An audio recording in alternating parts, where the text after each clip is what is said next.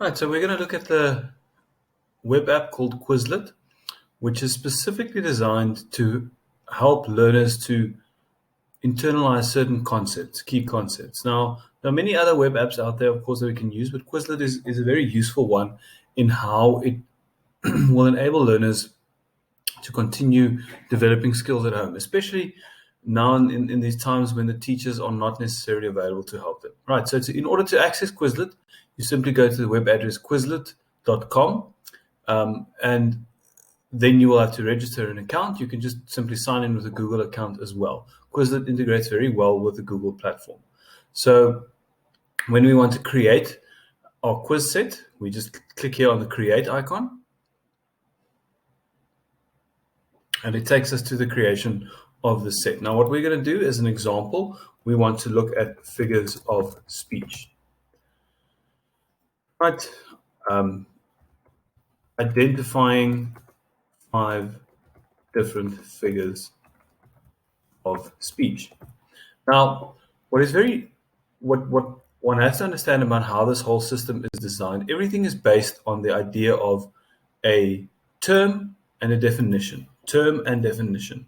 So everything that we're going to do builds around that. The system has a way of determining or predetermining what you are looking for. So, for example, let's say we are looking for a simile, right? It immediately starts finding options that I'm looking for.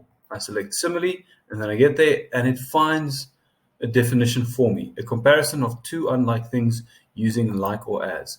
Now, I can change and edit this if I want to change anything that is here. For example, I would like to add a full stop. Right, and then what I can do is I could also insert an image. Please note, if you are going to insert an image, it will find options for you.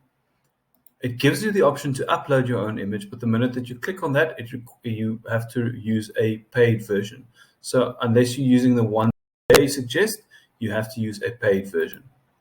Right, so let's just simply select this one quickly, and you'll see it is there, but we do not want to use it, so we're going to use the button icon to remove it. Right, so there we have our simile. Next, we want to create our metaphor, and it gives me a definition. So I select simple definition, comparison. I want to insert the full stop, personification. Right, we add a full stop.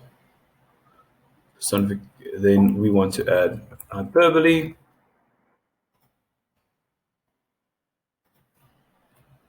We want to make sure it starts with a capital letter.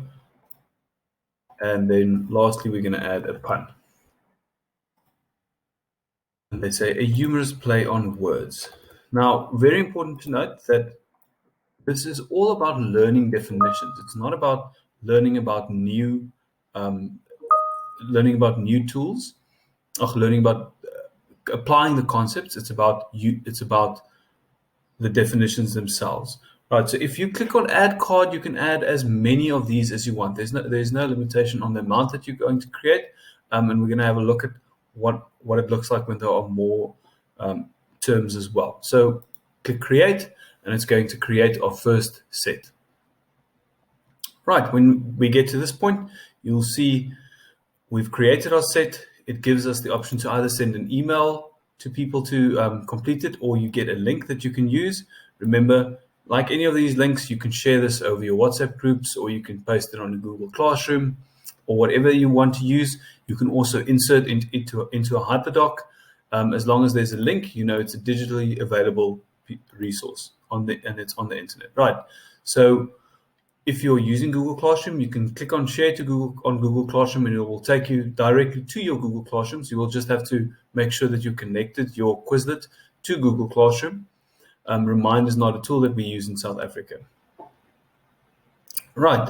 You can also add it to a class or a folder if you wanted to create a class or folder. However, we are not necessarily going to use that. I generally prefer to have one central point of distribution, and for that, I prefer to use Google Classroom. You can also use different platforms, but having too many classrooms on too many different places can sometimes be a little bit confusing for your learners. Right, so let's have a look at how our Quizlet actually appears. So on the desktop, you'll see something that looks like this. The whole system has been optimized to display very well on mobile devices, so it works incredibly well on a cell phone or on a tablet. But for this purpose, we'll only have a look at on the desktop. So as we said, the basic setup of a Quizlet was to be designed as a flashcard. Here we've got simile. We click on it, and there's a definition. If we click on the next arrow, it'll show us the next card, metaphor, and the definition. Now, in the process of learning how it works, they can click on Learn, and this will take them to a platform where they are now given options, a humorous play on words, so it becomes like a multiple choice question. This is a pun. If they are correct, they'll go on to the next one, a figure of speech in which an object or animal, this one is personification, a comparison without using, this is a metaphor. And just to show you if I get it wrong, exaggerated statements, personification, it says study this one, it'll give me the answer, right? Hyperbole. And we've also got some speech recognition built into it that'll Personification. obviously work well in certain languages. Unfortunately, as with many of these digital tools, they're not optimized for many of the South African languages. Right, so in this way, a learner can go through terminology and slowly but surely get themselves more familiar with how it works.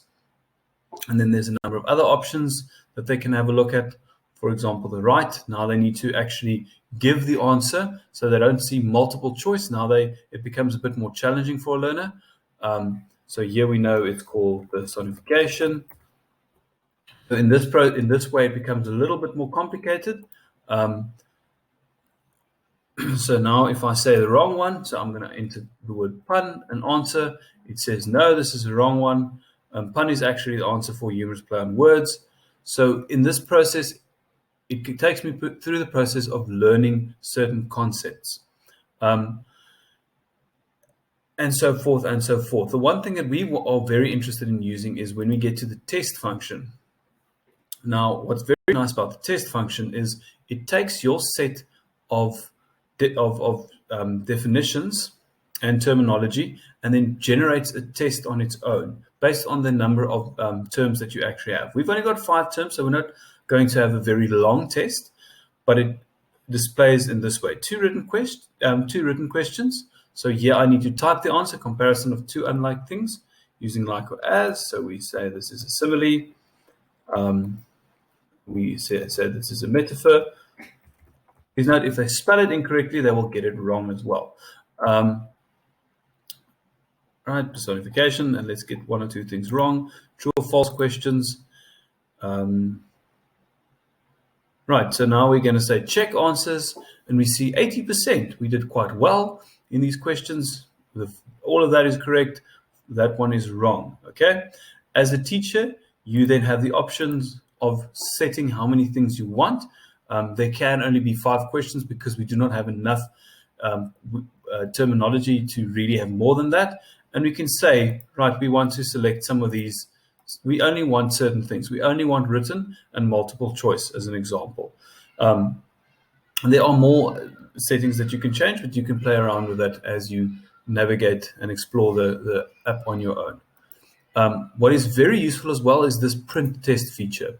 So when we want to print the test, it automatically takes us to a PDF version of the test, which you can either save to Drive, or you can print it as a PDF, which can then be sent as a digital copy in terms of a PDF, or you can actually create a hard copy of it. I'm just going to show you what it looks like when we've got more terminology. So let's say, for example, we want to create a Quizlet on Othello. And there are many Quizlets that have been created. So as you explore, you'll find more things that you can use. Now, let's take this first one. There are 20 terms. This looks like a reasonably good one. So what I can do now is I can select this one, and it'll open up the Othello set for me, the normal way it is. If we scroll down, you'll see there's a little icon over here that says Customize. If we click on Customize, what it does is it creates a copy for us, which we can then take and we can transform it into whatever we want it to be.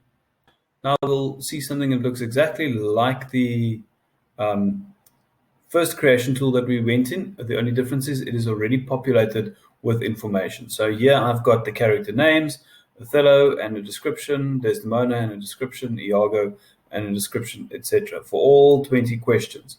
I can now go and make changes if I feel that I don't quite agree with some of the terms and definitions. I would suggest that you make sure that you go through these study sets carefully before assigning it to anyone. And then when I'm happy with it, let's say for argument's sake, we only want to have 18 questions in ours, so now we're just going to delete the last 2 questions. Right, so some of these, as you can see, is a question with an answer, so I don't actually like these last ones. I only want definitions like we have here. Okay, so now we've created it. We click on create, and it's exactly the same process. We will have our Quizlet that we can share the way that we did. The only reason why I wanted to show you this, as you can see, it's very easy to use some of these sets that have already been created and to modify it to your own purposes. If we now go to test,